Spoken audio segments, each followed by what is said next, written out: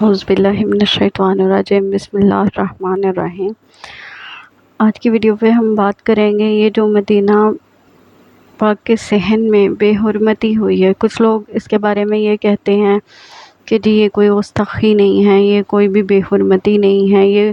ایسی کوئی بھی بات نہیں ہے، ایسی کوئی بھی چیز نہیں ہے۔ وہ کون سا مدینے کا مین صحن ہے یا پھر مدینہ پاک کی کوئی مین جگہ ہے جہاں پر اس طرح کی بات ہو یا پھر کچھ بھی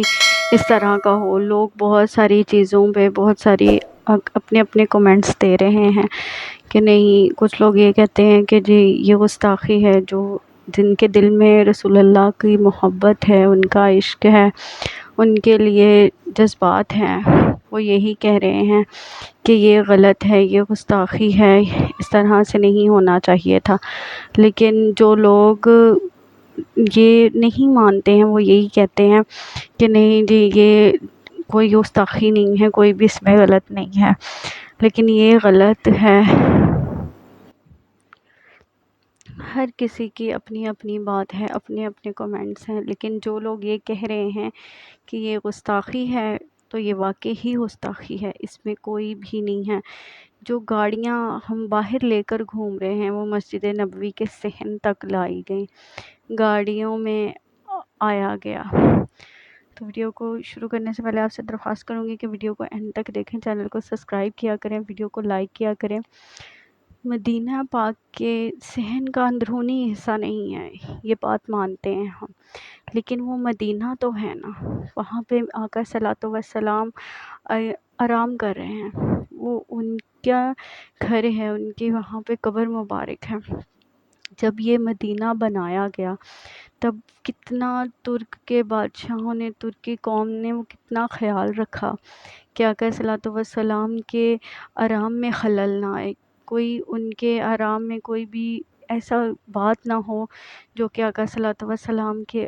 آرام میں خلل کیا جائے۔ جب یہ مدینہ تیار کیا گیا، چلیں تبھی سے بات شروع کر لیتے ہیں کہ کس طرح سے تیار کیا گیا۔ ترک حکومت نے وہاں پر ایک الگ شہر بنوایا اور اس شہر میں 500 لوگ پروان چڑھے جو کہ مہا کاریگر تھے، ان کو آگے اپنے بچوں کو تیار کرنے کا کہا گیا، ان کو حافظ قرآن بنایا گیا، انہیں تلوار، انہیں گھڑ سواری سب کچھ سکھایا گیا، اور سب سے بہترین چیز جو وہاں کی مہارت تھی، وہاں کا کام کرنا تھا، وہ سکھایا گیا، اور ان کو ایک الگ دنیا میں رکھا گیا۔ 25 سال بعد جب وہ سارے لوگ تیار ہو گئے، وہ ساری پوری ایک ٹیم تیار ہوئی، تو پھر مدینہ پاک کی تعمیر شروع کی گئی، اور وہاں کا جو لگا ہوا ایک ایک پتھر ہے وہ ایک حافظ قرآن نے لگایا ہوا ہے۔ وہ وہاں کے پتھروں پر بھی کلمہ طیبہ اور درود پاک پڑھ کے لگایا گیا، اور یہاں تک کہا جاتا ہے کہ جب ان پتھروں کی کٹائی ہوتی تھی تو وہ بھی مدینہ پاک سے دور لے کے جا کے کیا جاتا تھا، وہ ایک الگ جگہ بنائی تھی۔ کس لیے؟ وہ ان کی محبت تھی کہ آقا صلوات و سلام کے آرام میں کوئی خلل نہ آئے، آرام میں کوئی خلل نہ آئے۔ اور اس کو جب وہ ہتھوڑے سے اس کو سیٹ کیا جاتا تھا تو اس ہتھوڑے پر بھی کہتے کہ کپڑے لپیٹ کر پھر اس کو سیٹ کیا جاتا تھا، کس لیے؟ تاکہ آقا صلوات و سلام کے آرام میں خلل نہ آئے۔ وہ پاگل تھے کیا؟ وہ آقا صلوات و سلام سے محبت نہیں کرتے تھے؟ وہ پاگل تھے کیا جنہوں نے اتنی سی باتوں پہ اپنے حضور کا خیال رکھا، آقا صلوات و سلام کے عشق کا خیال رکھا، ان کی محبت کا خیال رکھا؟ ایسی کون سی ہستی ہے، کون سا ایسا بادشاہ ہے جو چند قدم چل کر ان کے مزار، ان کے روضے تک نہیں آ سکتا؟ آقا صلوات و سلام کے روضے تک چند قدم نہیں چل سکتا تھا۔ یہ سعودی عرب والوں کو بھی خیال کرنا چاہیے، انہیں دیکھنا چاہیے کہ وہ کس شہنشاہ کا روضہ ہے، وہ آقا صلوات و سلام کا کیا مقام ہے، انہوں نے ہمارے لیے کیا کچھ کیا ہے، اس ہر ایک چیز کا خیال انہیں کرنا چاہیے،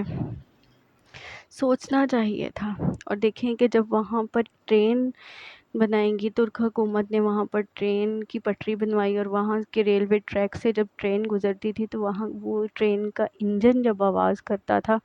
تو وہ اسے انجن کو پتھر مارتے تھے، کسی ملک کا بادشاہ ہو کر وہاں سے پتھر، سلطان عبدالحمید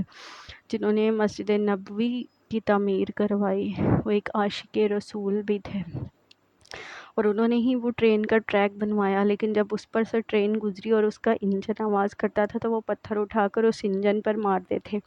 کہ اس انجن کی اتنی ضرورت کہ یہ میرے آقا صلی اللہ علیہ وسلم کے شہر میں، ان کے مدینے میں شور کرے اور میرے آقا صلی اللہ علیہ وسلم کے آرام میں خلل آئے۔ وہاں کے تو بادشاہ بھی گھوڑوں پر مدینے کے پاس سے گزرنے میں گریز کرتے تھے، وہ تکلیف محسوس کرتے تھے کہ اس سے آقا صلی اللہ علیہ وسلم کا آرام میں خلل آئے گا، آقا صلی اللہ علیہ وسلم کو تکلیف ہوگی۔ انہوں نے وہ پاگل تھے، وہ لوگ ہر چیز کی چھوٹی چھوٹی بات کا خیال رکھتے تھے۔ دیکھیں انہوں نے جن سے وہ تعمیر کروائی مسجد نبوی، ان کو حافظ قرآن بنایا، وہاں کی ایک ایک اینٹ ایک حافظ نے لگائی ہوئی ہے، وہاں کی ایک ایک پتھر کی جو ٹائل ہے وہ ایک حافظ نے لگائی ہوئی ہے، اس پہ کلمہ، نعت خوانی سب کچھ ہوا ہے۔ تو ہم اس جگہ کی بے حرمتی کیسے کر سکتے ہیں؟ وہ مسجد نبوی کا مین سین نہیں ہے، مانتے ہیں، لیکن وہ کتنے کبھی فٹ کا فاصلہ ہوگا جو انسان پیدل طے نہیں کر سکتا۔ وہاں پر تو لوگ آتے ہیں گردنیں جھکائے، سروں کو جھکائے، جوتے اتار کر ننگے پاؤں۔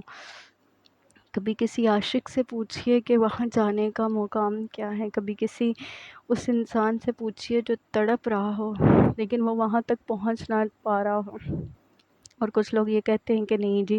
یہ بے حرمتی نہیں ہے، اس میں کوئی گستاخی نہیں ہے، بات کرنے سے